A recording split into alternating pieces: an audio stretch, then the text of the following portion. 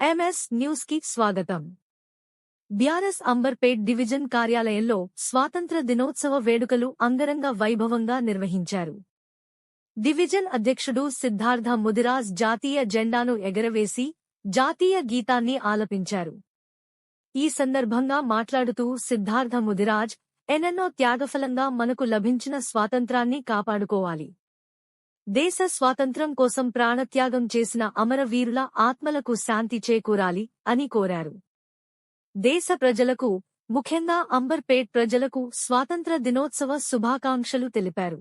ఈ కార్యక్రమంలో బీఆర్ఎస్ నాయకులు ఆమనూరు సతీష్, రామారావు యాదవ్, సందని, నర్సింగ్రావు, సలీం, సూరి, రాజేష్, కాశీరెడ్డి తదితరులు పాల్గొన్నారు.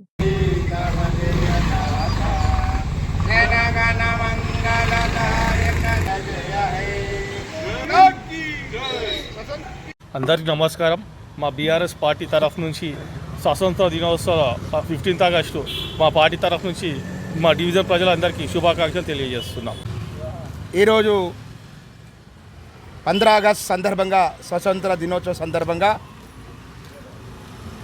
తెలంగాణ వ్యాప్తంగా ఎంతో వైభవంగా నిర్వహించుకునే కార్యక్రమాలు, దేశభక్తి చాటుకునే కార్యక్రమాలు ఈరోజు జెండా ఆవిష్కరణ చేయడం జరుగుతుంది.